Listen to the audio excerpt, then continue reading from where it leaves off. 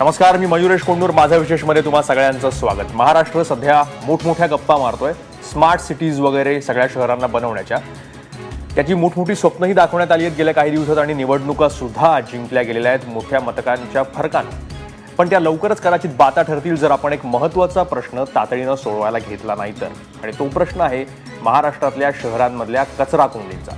लोकसंख्या वाढत चालली आहे, शहरांची डम्पिंग ग्राउंड मग कोण बनणार? शेजारची गावं? गेल्या 19 दिवसांपासून पुण्याच्या कचरा कुंडीचा महाराष्ट्र चवीनं सगळा तमाशा बघतोय. पण हा प्रश्न केवळ एकट्या पुण्याचा नाहीये, विसरू नका. कचऱ्याच्या डम्पिंग ग्राउंड्सवरून महाराष्ट्राच्या प्रत्येक शहरामध्ये आंदोलनं पेटली आहेत. कुठलंही शहर त्याला अपवाद नाहीये. मुंबई आहे, ठाणे आहे, नागपूर, नाशिक, सोलापूर, प्रत्येक शहर. 52% शहरीकरण झालंय या महाराष्ट्राचं. पण महाराष्ट्रात हा प्रश्न दिवसागणिक गंभीर होत चाललाय. शहराचा कचरा टाकायचा कुठं? त्याच्यावर प्रक्रिया कशी करायची? त्यासाठी पैसा कोण देणार? कोण उभा करणार पैसा? याच्यावर अनेक गोष्टी आहेत, त्या आपण बोलल्या पाहिजेत. आणि शहरांची घाण आजूबाजूच्या गावांनी आपल्या घरांमध्ये का घ्यायची? हा प्रश्न सुद्धा आहे. शहरं स्वतः जबाबदार कधी बनणार आहेत? हा आजचा मुख्य प्रश्न आहे. आणि पुण्याच्या निमित्तानं आपण सगळ्या महाराष्ट्रातल्या शहरांबद्दल चर्चा करणार आहोत. आपल्याबरोबर या चर्चेसाठी आहेत पुणेचे माजी आयुक्त राहिलेले अरुण भाटिया. त्यांची कारकीर्द त्यावेळेस खूप गाजली होती. त्यासोबतच कचरा नियोजन अभ्यासक आहेत शरद काळे माझ्यासोबत स्टुडिओमध्ये. सामाजिक कार्यकर्ते पुण्याहून मेजर जनरल सुधीर झटार आहेत. त्याचबरोबर विवेक वेलणकर सुद्धा आहेत पुण्याहून. आणि नागपूरच्या या सगळ्या प्रश्नाबद्दल ज्या जवळून अभ्यास करतायत त्या अनुसूया काळे छाबरानी सुद्धा नागपूरहून आपल्या सोबत आहेत. पण सगळ्यात सुरुवातीला अर्थात आपण जाऊयात विवेक वेलणकरांकडे. वेलणकर सर, 19 दिवस आपण बघतोत पुण्यामध्ये अक्षरशः तमाशा चालू आहे. रस्त्यावर कचऱ्याचे ढीग साठलेत. काही आजची गोष्ट नाहीये ही. पुण्यामध्ये पहिल्यांदाच आंदोलन सुरू झालंय. पुण्यामध्ये पहिल्यांदाच फुरसुंगीच्या ग्रामस्थांनी कचरा टाकायला विरोध केलेला आहे. कचरा डेपो पहिल्यांदाच तिकडा कचरा सगळा जळायला लागलेला आहे. अनेकदा हा तमाशा आपण बघितलेला आहे. अनेकदा आंदोलनं झाली आहेत. अनेकदा मुख्यमंत्र्यांपर्यंत गेलेली आहेत. या मुख्यमंत्र्यांपर्यंत गेली आहेत, मागच्या अनेक मुख्यमंत्र्यांपर्यंत गेलेली आहेत. प्रश्न सुटत का नाहीये? नक्की मेख कुठं आहे? नक्की कोणाची घरं कचऱ्यामुळे भरतायत आणि म्हणून ते प्रश्न हा सोडवू देत नाहीये?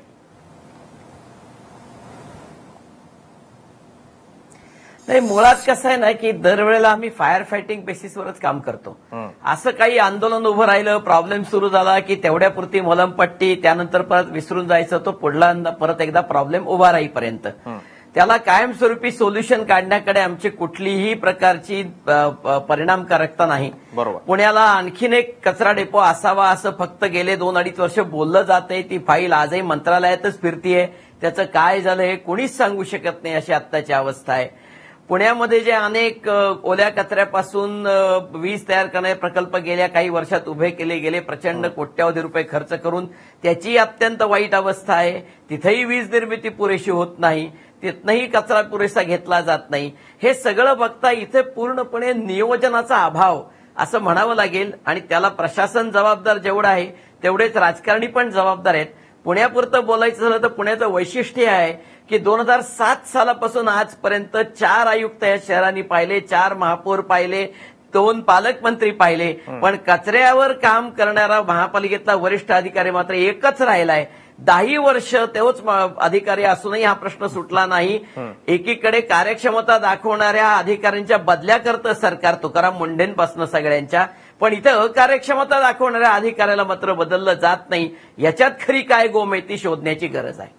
बिलकुल. अरुण भाटियांकडे जाऊयात. भाटिया सर, ज्यावेळेस तुम्ही आयुक्त होतात त्यावेळेस हा प्रश्न पण तुमच्यासमोर आलेला असणार. अर्थात तुम्ही ज्यावेळेस होतात आयुक्त आणि आताचं पुणे, याच्यामध्ये जमीन अस्मानाचा फरक आहे. प्रचंड पुणे वाढलेला आहे. लोकसंख्या जवळपास दुपटीनं वाढली असेल. घरं सगळीकडे वाढलेली आहेत. अर्थात त्याच्याच प्रमाणामध्ये कचऱ्याची सुद्धा निर्मिती शहरांमध्ये, वेस्ट जे त्याची शहरी पुण्यामध्ये क्वांटिटी खूपच जास्त झालेली आहे. पण तरी सुद्धा कधीच त्यावेळेस सुद्धा विचार केला गेला नाही भविष्यामधलं प्लॅनिंग करून की पुणे एवढं वाढणार आहे, आपल्याला काहीतरी कायमस्वरूपी उपाय शोधला पाहिजे, प्रक्रियेचे उद्योग केले पाहिजेत, सरकारकडनं पैसा आणला पाहिजे. अजिबात त्यावेळेस सुद्धा दृष्टीचा अभाव होता काय होईल भविष्यात?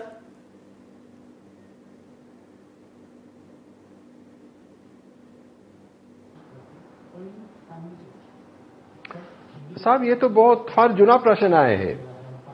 अभी तीव्र हो गया क्योंकि पुणे एक्सपैंड हो गया है, बाहर के लोग आ गए हैं, इंडस्ट्रीज बढ़ी हैं, आईटी इंडस्ट्रीज बढ़ी हैं. लेकिन ये सवाल बहुत पुराना है. कच्चा दाल गांव के पास फेंक देते थे और वो लोग कितने सालों से आंदोलन कर रहे हैं. आजची परिस्थितीमध्ये काय 2 मुद्दे आहे. एक, पैशाची कमी आहे हे बरोबर नाही. पैसा आहे भरपूर, सेंट्रल गव्हर्नमेंट स्कीम्स कडून मदत मिळत आहे, कॉम्पॅक्टर्स, मशिनरी, पुन्हा म्युनिसिपल कॉर्पोरेशनने हे मदत घेतली असेल.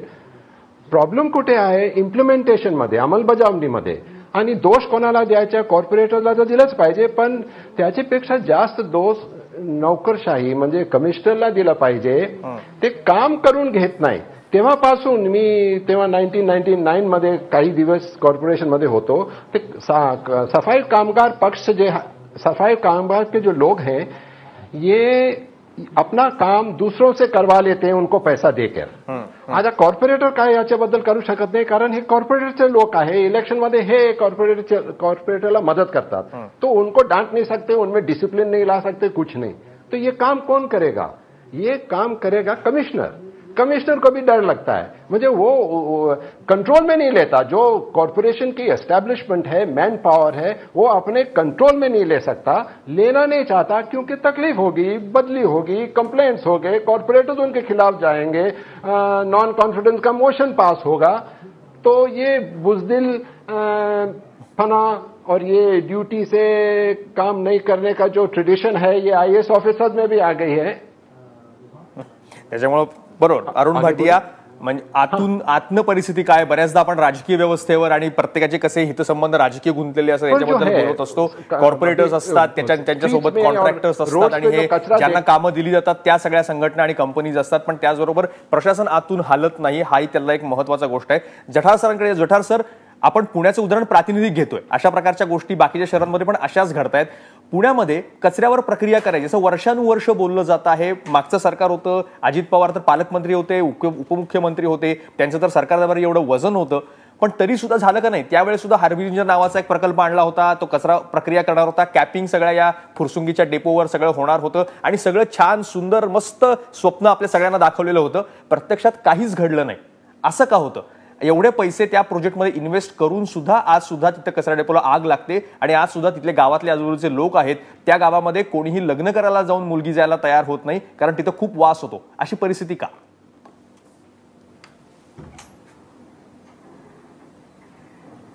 खरं म्हटलं तर आपण ह्या कचऱ्याच्या प्रश्नाकडे आपली जी पाहण्याची प्रवृत्ती आहे ती चुकीची आहे. आपण प्रक्रिया करायला मोठे मोठे प्रकल्प तयार करणे इथेच आपण सगळ्यात महत्व देतो.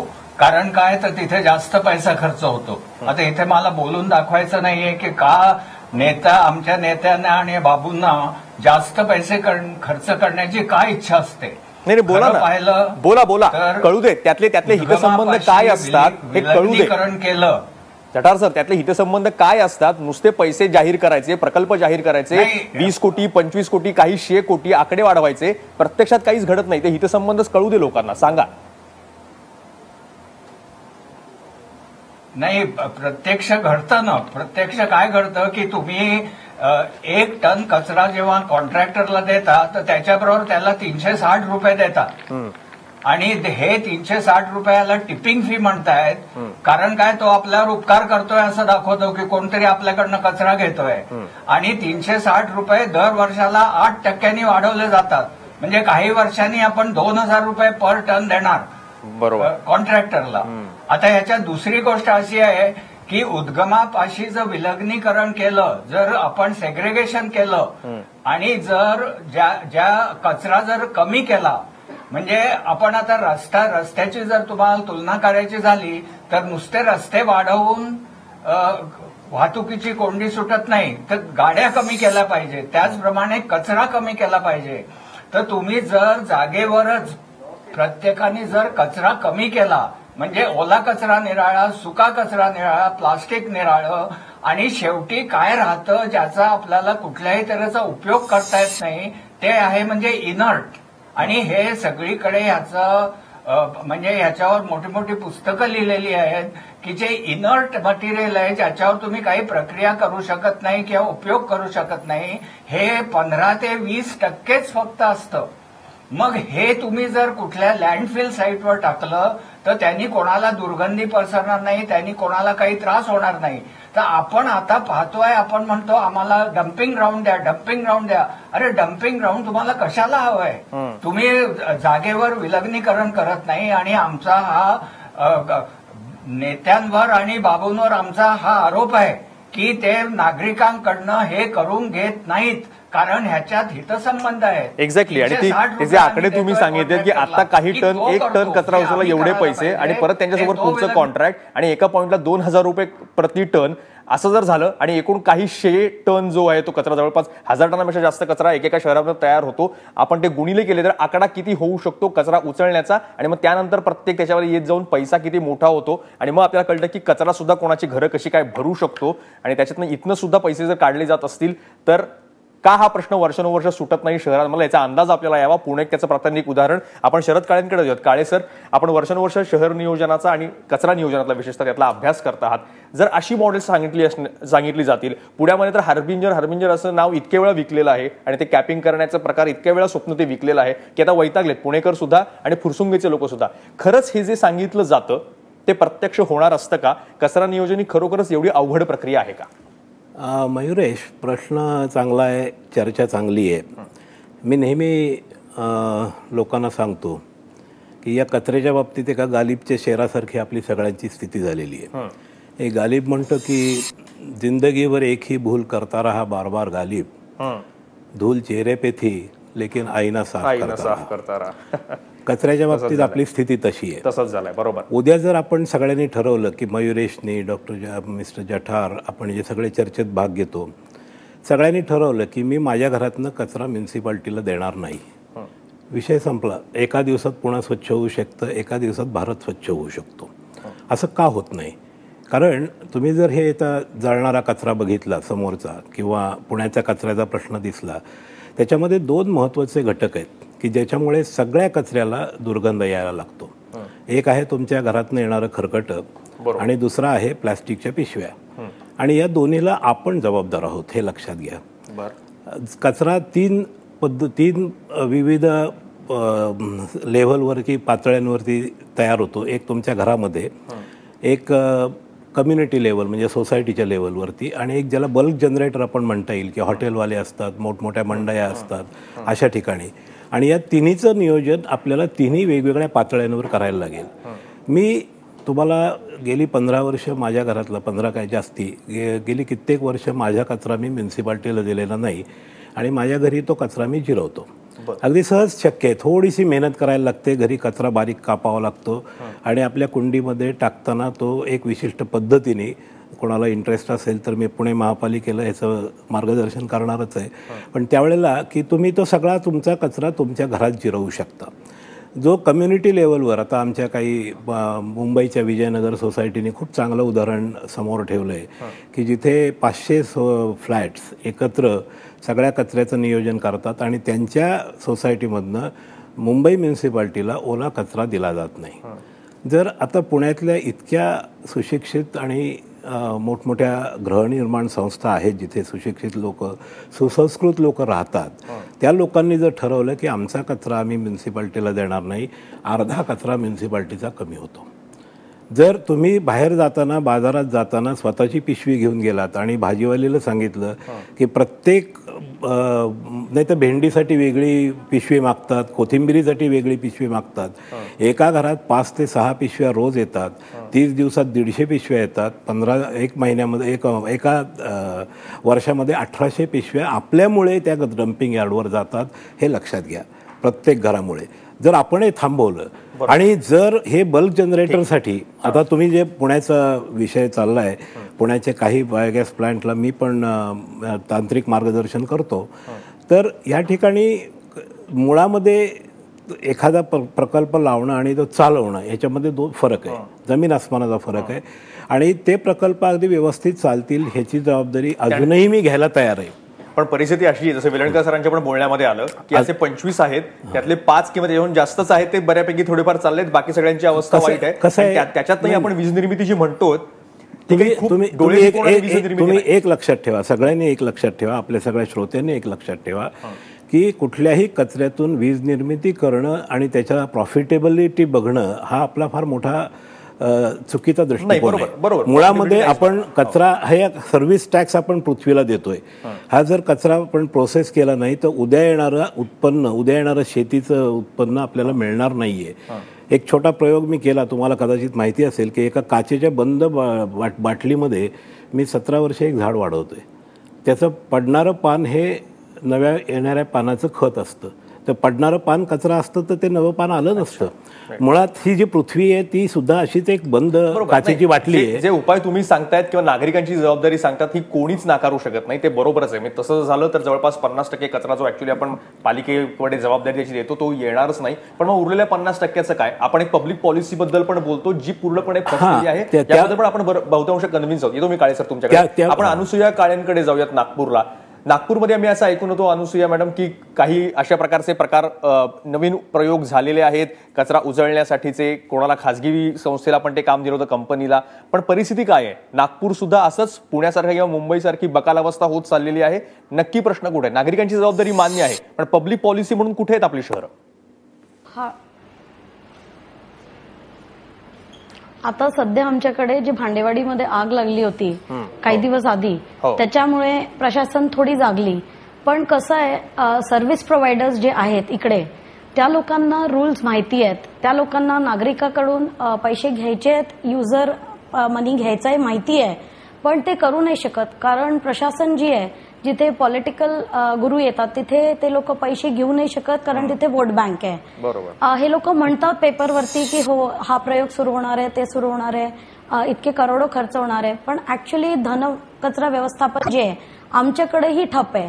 बिन फ्री सिटी ही अनाऊन्स केली होती, पण जर तुमचा मोठी कचरा कुंडी जर तुम्ही उचलून घ्याल तर तो नागरिक जाऊन रस्त्यावर फेकतो. गल्लोगल्ली हे कचरा वाढत चाललाय. प्लास्टिकचा वापर जो वाढत चाललाय त्याच्यामुळे काय होतं, जे जनावरं असतात ते ओला कचरा खाऊन घेतात, पण तुम्हाला सगळीकडे शहरामध्ये प्लास्टिक उडताना दिसतंय. आणि जेव्हा ही गोष्ट आपण सांगतो तर त्यांचं म्हणणं आहे की आम्ही बिन्स फ्री सिटी डिक्लेअर करून वेस्ट टू एनर्जी प्रोजेक्ट आणतोय जो पब्लिक ह्याच्यामध्येच राहणार आहे. पण आमचं म्हणणं आहे, आमचं एनजीओचं जे म्हणणं आहे, सगळ्यात आधी इंडियाचा आपल्या हिंदुस्थानातला जो कचरा आहे त्याचा अभ्यास पहिले आपल्याला पाहिजे. प्रशासन म्हणते म्हणून आपण हे करावं, पॉलिटिकली हे म्हणतात म्हणून ते करावं, हे योग्य आहे का? आणि कचरा कोंडी पुण्याची कशी फोडायची आणि बाकी शहरांना सुद्धा नियोजनाचे धडे कसे द्यायचे याच्यावर आपली चर्चा अशी सुरू राहणार आहे. कुठेही जाऊ नका. एक छोटासा ब्रेक घेतोय. तुम्ही पाहत रहा माझा विशेष, एबीपी माझा.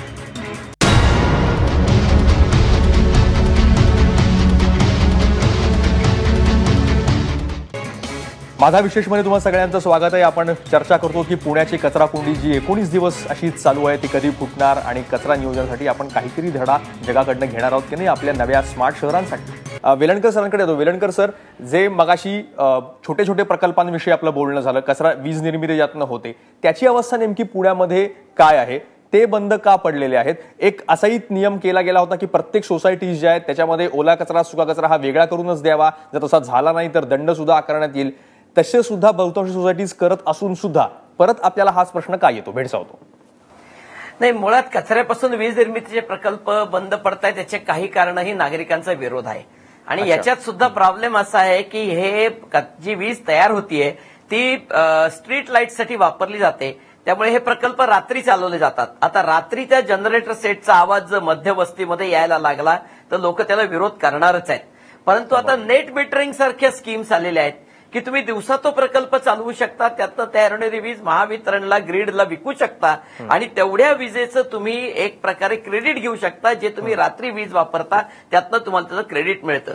ही योजना येऊन वर्ष होऊन गेलंय, पण आमच्याकडे महापालिकेला सांगून सुद्धा या योजनेमध्ये कुठलाही सहभाग ते घेत नाहीत.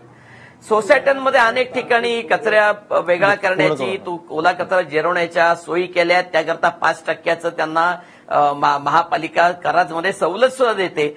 पण ते होतं का नाही हे बघणारी यंत्रणाच अस्तित्वात नाही. आणि जी आहे ती किती इफेक्टिव्ह आहे आणि किती भ्रष्ट आहे याच्याबद्दल न बोललेलंच बरं. या ठिकाणी मला एक मुद्दा अजून मांडायचा आहे की पुण्यासारख्या महापालिकेने, मला वाटतं बहुतेक सगळ्या महाराष्ट्रात काही वेगळं नसेल, राडारोडा म्हणजे कुठल्याही बांधकाम तोडल्यानंतर किंवा रस्तेचं बांधकाम काढताना जुनं खणून काढल्यानंतर हा राडारोडा टाकायचं कुठं? ही जागा आजही पुण्या महापालिकेसारख्या ठिकाणी उपलब्ध नाही. हा राडारोडा सगळा नदीत टाकला जातो, हा टेकड्यांवर टाकला जातो, हा जागा मिळेल तिथे टाकला जातो, नदीतनं तो वाहून जातो आणि पुढे धरणं गाळांनी भरतात. म्हणून आता आम्ही धरणाची गाळ काढण्याची योजना सुद्धा सुरू करतोय. म्हणजे नव्याने कशी कामं काढावीत हे आपल्याला याच्यातनं शिकायला मिळतं.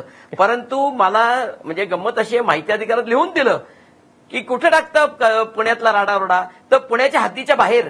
म्हणजे पुण्याच्या हद्दीच्या बाहेर काय पाकिस्तान आहे का? काही मला समजतच नाही. एवढी जर यांची बुद्धी चालत नसेल आणि जर अशा लँडफिल आम्हाला तयार करता येत नसेल राडारोडा टाकायला सुद्धा, तर आज पुण्यातले सगळ्या पुण्यातल्याच नाही कदाचित महाराष्ट्रातल्या नद्या आणि डोंगर जर असे राडारोड्याने भरणार असतील तर आम्ही काय बरोबर. आणि पुण्याच्या हद्दीच्या बाहेर हा नेमका प्रकार काय आहे? एक शहरांनी आपापल्या सगळा जो कचरा आहे आणि प्रत्येक शहरामध्ये हा प्रश्न झालेला आहे आणि आजूबाजूची शहरांच्या या हद्दीबाहेरची गावं आहेत ती ठणणाना अक्षरशः आरडाओरडा करतायत. आंदोलन होतंय. फुरसुंगीचं आंदोलन तसंच प्रकारचं आहे की शहरांचा कचरा या बाकीच्या गावांनी का सोसायचा? इथली घाण त्यांनी का आपल्या नाकामध्ये आणि शरीरामध्ये घ्यायची? जठार सर, हा एक मोठा पॉलिसी प्रॉब्लेम आहे असं वाटत नाही? राज्य सरकारनं पण याच्याबद्दल कुठलंही धोरण केलेलं नाहीये. एन्व्हायरमेंट मिनिस्ट्री जी आहे केंद्र सरकारची, त्याची सुद्धा काही याच्यामध्ये इन्व्हॉल्वमेंट असते. त्यांनी सुद्धा कुठलंही धोरण स्पेसिफिक आखलेलं असं दिसत नाहीये. कायम शहरांच्या बाहेर कचरा नेला जातो, नवीन जागा हुडकल्या जातात. त्या लोकांनी शहरांचा कचरा का घ्यायचा? पुण्याबद्दलच्या एका फुरसुंगीचा आरडाओरडा सुरू झाल्यावर एक नगर रोडची जागा हुडकली होती. जावडेकर त्या मिनिस्ट्रीमध्ये असताना एक जागा त्यांनी सचवली होती. तिथल्या गावातल्या लोकांना सुद्धा याचा जर अंदाज आला त्यांनी आंदोलन सुरू केलं होतं. बाहेरच्या गावांनी शहरांचा कचरा का घ्यावा आणि याबद्दल कुठलीही सरकारी धोरण ठोस का नाही? याला सरकारी धोरण एकच पाहिजे की जसं आता आपण ह्या डिस्कशन मध्ये आलं की जर आपण वर्गीकरण प्रत्येकाने केलं घरात, किंवा जर घरात करायला जर प्रॅक्टिकल नसेल तर सोसायटीजनी एका बाजूनी एकत्र येऊन करावं. आणि जर खत निर्मिती झाली तर खत आपण शेतकऱ्यांना मोफत देऊ शकतो. कारण हा प्रश्न पुण्यात एकदा त्यांनी काढला होता की तुम्ही इतकं खत करून काय करणार त्याचं. हा प्रश्न अगदी चुकीचा आहे. दुसरी गोष्ट आहे की आपण आपला कचरा हद्दी बाहेर टाकायचा आणि मग त्याच्यासाठी त्याच्या विरुद्ध आंदोलनं सुरू होतात. आंदोलन सुरू होण्याचं मुख्य कारण हे आहे की पुण्यात असं हे सगळीकडेच असेल पण पुणे मनपाची रेप्युटेशन इतकी वाईट आहे की त्यांना माहीत आहे की जर कचरा त्यांनी लँडफिलमध्ये टाकला तर त्याच्यावर प्रक्रिया बरोबर होत नाही, घाण वास सुटतो आणि ग्राउंड वॉटर म्हणजे भूजल असतं ते पण खराब होतं. म्हणून सगळीकडे हे म्हणजे आंदोलनं सुरू होतात. तेव्हा मुख्य जर धोरण या बाबतीत करायचं झालं तर आपण बेसिक्सवर यावं की आपण उद्गमापाशी वर्गीकरण केलं पाहिजे. म्हणजे जे आपल्याला हद्दी बाहेर टाकायचंय ते कमी करा. आता पुण्यात जर 1400 टन कचरा होतो तर फक्त 140 टन कचरा बाहेर टाकायची आपल्यावर वेळ येईल. कारण इतर 90% आपण त्याच्यावर प्रक्रिया करू किंवा तो आपल्याला रियूज करता येईल, म्हणजे जसं प्लास्टिक. बरोबर. आपण अरुण भाटियांकडे जाऊयात. भाटिया सर, परत प्रश्न हा आहे की आपल्याकडे सलग यासाठी कोणती एक ठराविक पॉलिसी काय नाही? जेव्हा जागा कमी पडते तेव्हा महापालिका दुसरी जागा शोधायला हुडकायला बाहेर पडतात आणि तिथले गावकरी सगळे त्याला विरोध करायला लागतात. साहब, ये एक बात हमें समझ में नहीं आती, इसमें एक्चुअली पॉलिसी की क्या जरूरत है? अब वाटर सप्लाई है तो आप फिल्ट्रेशन प्लांट बनाइए, सोर्स आइडेंटिफाई कीजिए, पाइप्स और पंप इंस्टॉल कीजिए. अब उसे पॉलिसी का सवाल क्या है? पॉलिसी तो यही है कि जितना भी वेस्ट निर्माण होता है उसको आप प्रोसेस कीजिए. डंपिंग की कॉन्सेप्ट ही गलत है. There should be no such thing as dumping. आप ले जाइए waste and immediately you process it. चाहे उसका इलेक्ट्रिसिटी बनाइए, चाहे कंपोस्टिंग करें, चाहे जला दीजिए उसको, but it should be immediately process. I know when I am saying जला दीजिए, environmentalist will object end all. My point is कि वेस्ट को वेस्ट के रूप में नहीं रखना. अच्छा, ये पूरी जवाबदारी आप सिटीजन के सर पर नहीं डाल सकते. कंपोस्टिंग ठीक है, कागज पर अच्छा दिखता है, लेकिन when there is large scale generation of wet garbage तो कंपोस्टिंग भी नहीं हो सकता. कभी कभी जगह नहीं है and all that. So you can have your policy कि भाई कंपोस्टिंग कंपल्सरी करो, अगर वेट गार्बेज उठाना है तो उस पर फाइन लगेगा, ये सब आप कर सकते हैं. लेकिन मेन चीज है you have to go in for mega projects. पूरा पूना का वेस्ट का इंफ्रास्ट्रक्चर बनाइए, it will be carted and it will be immediately process. There is no planning, you set up the plants. Don't worry कि इससे electricity निकलती है, रात को निकलती है, दिन को निकलती है. भाटिया सर, लेकिन ये प्रॉब्लेम ये है, भाटिया सर प्रॉब्लेम ये है की ये जो प्रोसेसिंग की आप बात कर रहे हैं याच्याबद्दलच अनेक वर्ष केवळ पुणेकरच काय महाराष्ट्रातली सगळी शहरं ऐकतायत, प्रत्यक्षात काही झालेलं नाहीये. आपण सर्व्हिसमधनं बाहेर गेल्यानंतर सुद्धा अनेक वर्ष ह्याच प्रकार असाच चाललेले, पण प्रत्यक्ष प्रोसेसिंग प्लांट येत नाहीयेत. आपण जाऊयात अनुसूया काळेंकडे, तुम्हाला काही मुद्दा मांडायचा आहे. पॉलिसीज जे तुम्ही म्हणता, पॉलिसीज भरपूर आहेत. जर तुम्ही सॉलिड वेस्ट मॅनेजमेंटचे रूल्स बघाल तर ओला कचरा सुखा कचरा हे खूप आधीपासून हे रूल्स मध्ये आहे, बरोबर, पण ते होत नाही. कारण नागरिकाला असं वाटतं की मी टॅक्स भरतोय तर महानगरपालिकेची जिम्मेदारी आहे. बरोबर हो, पण ते दंडात्मक रचना कसं होतं, जसं तुम्हाला म्हटलं पॉलिटिकल सिस्टम येते मध्ये, तर त्या प्रेशर्सच्या अंडर महानगरपालिकेलाही काही करता येत नाही. आपले जितके नेते आहेत ते त्यांना त्यांच्या ह्यानी काम करू देत नाही, तर त्या ह्याच्यामध्ये जे आपले दंड आहेत ते कधीच लागत नाही, कधी लागू होत नाही. मग महानगरपालिकेवरती ऍडेड बर्डन असतं की आता उत्तर कोणाला देऊ, नागरिकाला देऊ का जे पॉलिटिकल हे आहेत त्यांना देऊ. तर ह्या ह्याच्यामध्ये जेव्हा प्रशासनाला प्रश्न पडतो तर ते असंच राहतं आणि त्याच्या पुढे काही होत नाही. पॉलिसीज सगळे जागेवरती आहेत. तुम्ही जर ते सगळे रूल्स नीट वाचा तर नागरिकाचीही तितकीच जिम्मेदारी आहे जितकी महानगरपालिकेची आहे. एक असा मुद्दा शरद काळे आपल्या चर्चेमध्ये कायम याच्या वेळेस येतो, तो म्हणजे एकाच ठिकाणी का आपण डंप करतो. फक्त फुरसुंगीमध्येच पुण्याचा कचरा का जातो आहे, फक्त मुलुंडमध्येच मुंबईचा कचरा का जातोय. शहराच्या वेगवेगळ्या भागामध्ये असा तो त्या भागातला कचरा जवळच्या छोट्या छोट्या डम्पिंग ग्राउंड्समध्ये का जात नाही. त्याच्यामुळे एक होईल की त्याच्यामुळं एकतर वेळ सुद्धा वाचेल, सिस्टीम सुद्धा यंत्रणा पण कमी लागेल, आणि मुख्य म्हणजे ही जी जबाबदारी आहे डम्पिंग कचरा आपल्याकडे घ्यायची ही सगळ्याच्या चारी दिशांना विभागली जाईल, एकाच ठिकाणी जाणार नाही. हे पण प्रत्यक्षात आलेलं नाहीये, कारण कोणी जागाच द्यायला तयार होत नाहीये. तुमचा मुद्दा बरोबर आहे. जेव्हा मी 2001 साली या निसर्ग ऋण या प्रकल्पाची निर्मिती केली त्यावेळेला माझी मानसिक इच्छा अशीच होती की आपण विकेंद्रित स्वरूपामध्ये कचऱ्याचं प्रोसेसिंग करायचं. प्रोसेसिंग करणं कचऱ्याचं हा पहिला एक महत्त्वाचा मुद्दा आहे. कारण त्यावेळेला तुम्ही कचऱ्याला कचरा म्हणू नका. लक्ष्मीपूजनाच्या दिवशी माझ्या आईने मला केरसुणीची पूजा करायला शिकवली आणि सांगितलं की केरसुणी आणि लक्ष्मी या दोघी सख्या जुळ्या बहिणी आहेत आणि दोघींना सह अस्तित्व असतं, म्हणून एकीची पूजा करायची आणि एकीचा अपमान करायचा आपल्या संस्कृतीला शोभत नाही, म्हणून दोघींची पूजा झाली पाहिजे. आणि पूजा म्हणजे हळदी कुंकू व्हायचं आणि हार घालायचा आणि प्रसाद स्वतः खायचा म्हणजे पूजा नाही. तर ती 365 दिवस तिची सेवा करायची आणि 365व्या दिवशी तिची पूजा आठवण करून करायची. हा पूजेचा अर्थ आहे. आता दुर्दैवाने काय होतं की आम्ही आमच्या स्वतःचं घरातलं नियोजन जर केलं, आणि मी नगरपालिकांशी बोलताना मी नेहमी सांगतो की तुम्ही 5 टनाच्या प्रकल्पाचा हट्ट धरू नका. तुम्ही 1 टनाचे प्रकल्प जरी वॉर्डमध्ये लावले आणि त्या वॉर्डचा ओला कचरा जो बल्क जनरेटर्स असतात तिथे जिरवला आणि सोसायट्यांचा कचरा सोसायट्यात जिरवला, तर तुम्ही जे आत्ता ट्रान्सपोर्टेशनसाठी दर किलो मागे 2 रुपये जे खर्च करताय तेवढ्याच पैशात किंवा किंबहुना त्याच्यापेक्षा कमी पैशामध्ये तुमच्या सगळ्या कचऱ्यावर प्रोसेसिंग होईल आणि उकिरडा मुक्त समाजाची निर्मिती आपण सहजपणे करू शकू. याला फक्त मानसिकता पाहिजे. उद्या जर महानगरपालिकेच्या 185 काय तुमचे कॉर्पोरेटर्स आहेत आणि शेकडो ऑफिसर्स आहेत, या सगळ्यांनी ठरवा की आम्ही म्युन्सिपाल्टीच्या गाडीत आम्ही आमच्या घरचा कचरा टाकत नाही. फार मोठा परिणाम त्याचा दिसेल समाजमनावरती.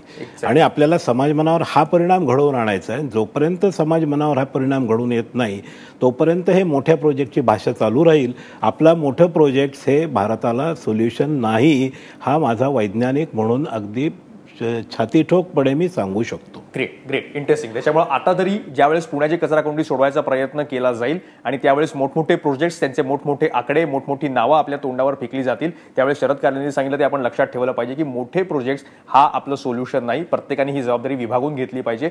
मला याच्या छोट्या प्रकल्पाबद्दल बोलायचं आहे की आता एक नवीन ट्रेंड सुरू झाली आहे पुण्यामध्ये की 24 आवर्स म्हणजे 24 तासात कंपोस्ट करणारे मशीन आजकाल द्यायला लागले आहेत. खूप महाग आहेत ही मशीन्स. म्हणजे एक 13 प्रकल्पांना 16 कोटी रुपये ह्यांनी खर्च केले. जे कंपोस्ट बनायला काही वेळ लागतो, बायोलॉजिकल प्रोसेस असते. तुम्ही 24 तासात कुठेही कंपोस्ट करू शकत नाही. म्हणजे हे म्हणण्यासारखं आहे की मला जर मूल हवं असेल तर मला 3 महिन्यात तुम्ही बनवून द्या, हे होऊ शकत नाही. पण तरी पण आपण हे करतोय. आता 13 प्रकल्प जे आहेत पुण्यात, त्याच्यापैकी 7 प्रकल्प बंद आहेत. का बंद आहेत? तर तिथे घाण वास येतो. का घाण वास येतो? कारण जे फाऊल ओढर आहे त्याच्यासाठी सीपीसीबीनी काही गाईडलाईन्स दिलेल्या आहेत.